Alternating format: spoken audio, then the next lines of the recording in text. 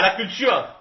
Ce que nous plantons, ce qui pousse, les fruits, les légumes, etc., on les récolte. Mais ici, le prophète sallallahu alayhi wa sallam, là nous voyons vraiment pourquoi est-ce que nous avons dit que le prophète sallallahu alayhi wa sallam était Jami' al-Kalim, en peu de mots, il faisait passer un très grand message. Ici, le prophète sallallahu alayhi wa sallam, s'il a employé ici le mot récolte, c'est tout simplement une image.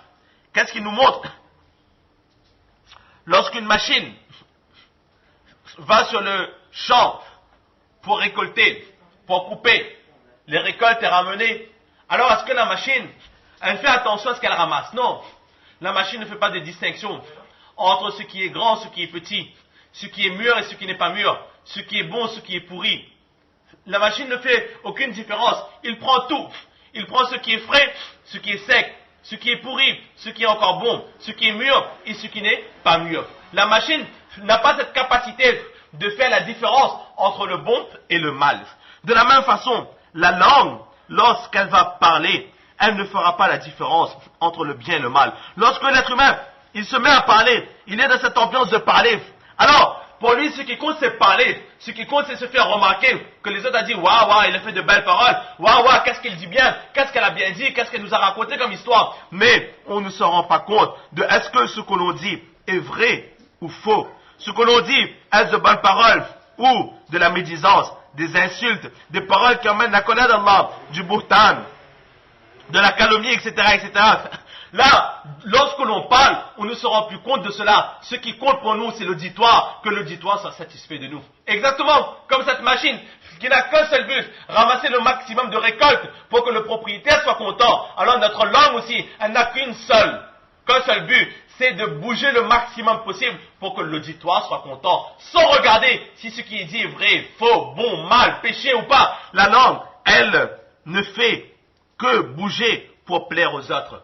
Et maintenant, lorsque la machine arrive avec toutes les récoltes, c'est là qu'il faut faire le tri. Qu'est-ce qui est bon et qu'est-ce qui n'est pas bon. Et au jour du Qiyamah, lorsque le tri sera fait par rapport à ce qu'aura récolté la langue, le tri sera fait et le plus souvent, la récolte sera mauvaise. Les péchés seront supérieurs aux bonnes paroles prêchées.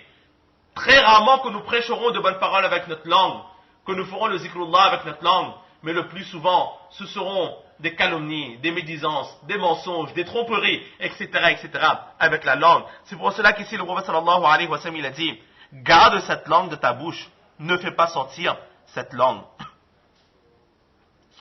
Comme il est dit dans un récit, où tous les matins, chaque membre du corps implore la langue, supplie la langue, il dit, oh langue, aujourd'hui, comporte-toi bien. Si aujourd'hui tu te comportes bien, alors nous aussi, nous nous comporterons bien. Mais si toi, tu as semé le mal, alors nous aussi, nous serons dans les péchés. Au début, c'est la langue qui commence à parler, mais au fur et à mesure que la langue parle, les membres sont obligés de mettre en application ce que la langue, elle a dit. Et donc, la langue, si elle est dans le faux, le corps aussi va suivre dans le faux. Et si la langue, elle est dans le droit, alors le corps aussi sera dans le droit. Si la langue, elle est dans le zikrullah, le corps sera dans le namaz. Si le corps, la langue, est dans les insultes et la médisance, le corps sera dans les disputes et les querelles. Donc, nous voyons vraiment là que, comme dans ce hadith aussi vraiment, que la clé pour être dans le droit chemin, c'est le contrôle de sa langue.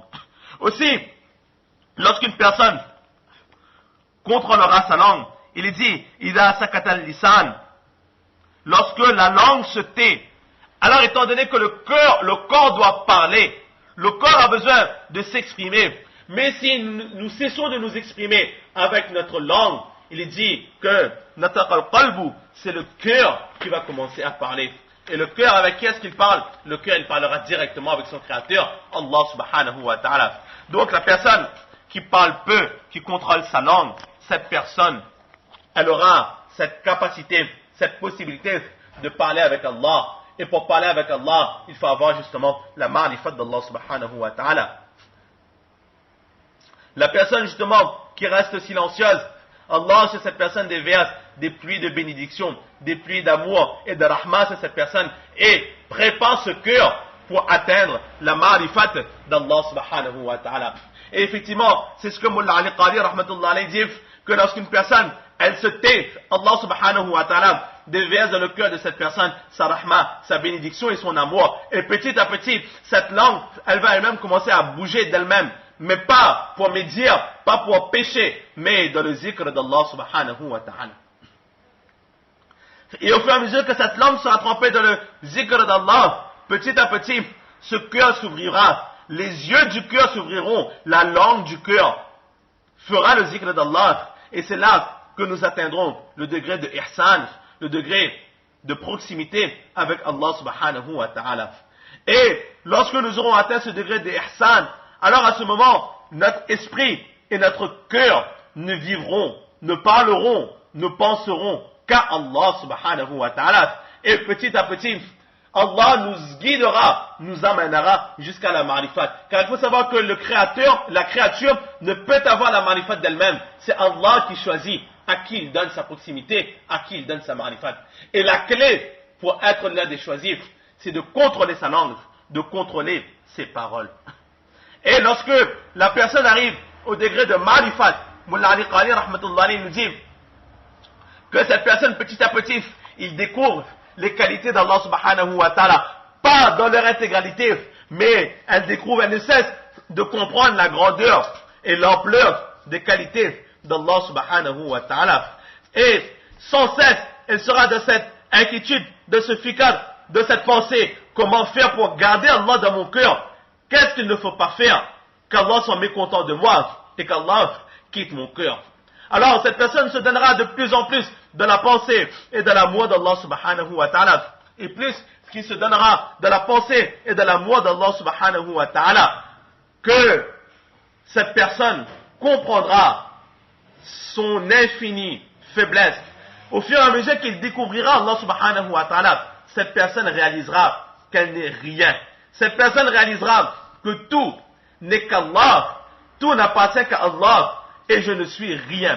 Et c'est là justement que nous allons vraiment arriver à la ma'rifat d'Allah. Nous allons reconnaître Allah dans son intégralité, dans sa réalité, qui est Allah. Et celui qui a réussi à le faire, c'est le saint prophète sallallahu alayhi wa sallam. Le saint prophète sallallahu alayhi wa sallam, de sa progression jusqu'à Allah subhanahu wa ta'ala, il est arrivé à ce doigt, la uhsi sana'an alayk, et Allah, je ne suis capable de te vénérer, de te louer comme tu le mérites. Pourquoi? Parce qu'il a reconnu Allah et il a dit Anta kama asnayta ala nafsik. Et Allah, tu es comme tu t'es décrit toi-même. Tu es éternel, tes qualités sont éternelles. Il n'y a que l'éternel qui peut louer et vénérer l'éternel. Je ne suis qu'une créature, je suis faible et je ne suis pas éternel. Je ne suis là que pour quelque temps. Comment est-ce que quelque chose qui est éphémère peut louer l'éternel? Anta kama asnayta ala nafsik. Et justement, tout cela est parti à partir du contrôle de la langue. Lorsque la langue a été contrôlée, le cheminement se fait tout seul avec l'aide d'Allah subhanahu wa ta'ala jusqu'à arriver à la ma'rifat d'Allah subhanahu wa ta'ala, la finalité même de notre vie. Exactement comme Imam Shafi'i rahmatullah alayhi dit Ihfaz lisanaka ayyuha al-insan, ô toi être humain, protège ta langue. Protège ta langue. Fais en sorte que ta langue ne te pique pas, car c'est un serpent vénéneux. C'est un serpent qui t'amènera à la mort. Combien de courageux, combien de personnes très fortes qui, jusqu'aujourd'hui, craignent la confrontation avec leur langue, de peur que c'est leur langue qui remporte ce combat. Donc, nous voyons là vraiment les méfaits de la langue. Et c'est ce que le prophète sallallahu alayhi wa sallam, il dit dans notre hadith, que la clé pour arriver à la finalité de tout ce qui a été enseigné jusqu'à maintenant, afin d'arriver à la ma'rifat d'Allah subhanahu wa ta'ala, c'est le contrôle de la langue. Contrôler ses paroles. Donc, pour ce hadith, nous allons nous arrêter ici, Inch'Allah, aujourd'hui, au sujet du contrôle de la langue, etc. Ailleurs dans le livre, des chapitres spécifiques seront mis en place. Inch'Allah, à ce moment, nous les verrons avec plus de détails. Juste pour terminer l'histoire, où une fois, Hazrat Luqman, alayhi salatu wa salam, une personne vint à lui, il dit, oh Luqman, il emmène à Hazrat Luqman un cabri, il dit, oh Luqman, égorge cet animal et donne-moi la meilleure partie de cet animal. Alors Hazrat Luqman égorge le cabri et enlève la langue et donne à la personne la langue, dit que le meilleur morceau de cet animal c'est la langue. Quelques jours après, cette même personne revient avec un autre animal. Il dit, oh Luqman, égorge cet animal et donne-moi le membre le plus détestable de cet animal. Et là, Hazrat Luqman qui égorge cet animal, et de nouveau il va donner la langue. Cette personne est étonnée, il dit, comment est-ce que la langue peut être aussi la meilleure partie du corps et la partie aussi la plus détestable? Et là, Hazrat Luqman il dit que la langue, elle dépend de nous. Si nous l'utilisons à bon escient, alors cette langue est le meilleur des membres de notre corps. Mais si nous l'utilisons à mauvais escient, c'est le plus détestable qui nous emmènera à l'enfer. Donc Allah subhanahu wa ta'ala nous donne le tawfiq de comprendre ces quelques paroles, surtout de mettre en pratique et de propager. Wa ma tawfiqi illa billah.